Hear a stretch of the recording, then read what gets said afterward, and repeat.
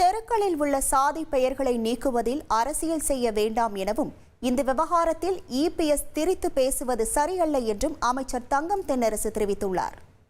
மிக நீளமான ஒரு பாலம் 10 கிலோமீட்டருக்கு மேலே இருக்கக்கூடிய உயர்மட்ட பாலத்திற்கு புகழ்பெற்ற விஞ்ஞானி ஜிடி நாயுடு அவருடைய பெயரை வைத்திருப்பதையும் அவர்கள் குறையாக சொல்கிறார்கள். ஜிடி நாயுடு யார்? ஒரு மிகப்பெரிய விஞ்ஞானி. அந்த பகுதியிலேயே அவர் குடியிருந்தவர்.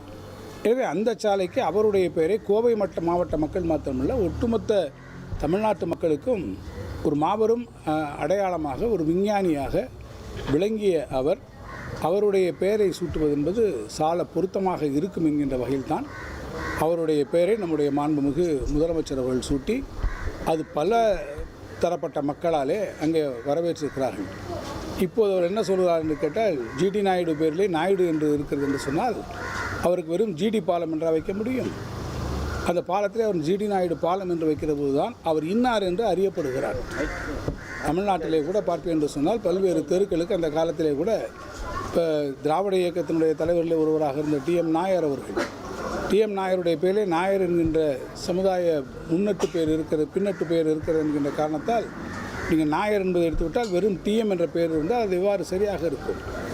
எனவே அவற்றை குறிக்கிற போது அவர்கள் எவ்வாறு அறியப்பட்டார்களோ அந்த தலைவர்களை குறித்து வரக்கூடிய சந்ததியினர் அறிந்து கொள்ளக்கூடிய வகையில் தான் அது இருக்க வேண்டும். அவை விதிவிலக்குகளாக அவை கருதப்பட்டு வர வேண்டும் என்பதுதான் நடைமுறையை தவிர, திரு எடப்பாடி பழனிசாமி அவர்களும் இன்னும் சிலரும் கூட அது என்னவென்று தெரியாமல் இவர் பெயரை வைக்கக்கூடாது, வேறு பெயரை வைக்க வேண்டும் என்று இவற்றுக்கு ஊடே நின்று குறுக்குச்சால் ஓட்டி இதில் அரசியல் லாபம் பார்க்க முயல்வது என்பது மெத்தவும் கண்டிக்கத்தக்க ஒன்று.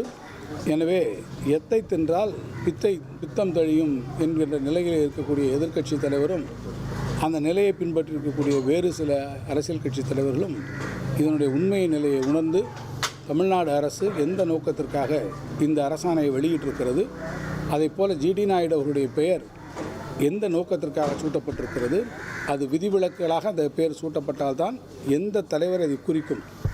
அந்த பெயரை அவர் எடுத்துவிட்டு வெறும் பெயரில் அவர் ஜிடி என்ற பெயரில் வைத்தார். யாருக்கு அது தெரியும்? அதே போல் இன்னொருவரை பற்றி பெயர் மட்டும் இருந்தால் அந்த பொது பெயரில் இருக்கக்கூடியவர்கள் ஏராளமான பேர்கள் இருக்கக்கூடிய ஒரு சிலை இருக்கிற போது அது யாரை குறிக்கும் என்பதை அதற்கான தெளிவு பிறக்காது என்கின்ற பாலம் 10 கிலோமீட்டருக்கு மேலே இருக்கக்கூடிய உயர்மட்ட பாலம் பல தரப்பட்ட மக்களாலே அங்கே வரவேற்றிருக்கிறார்கள்.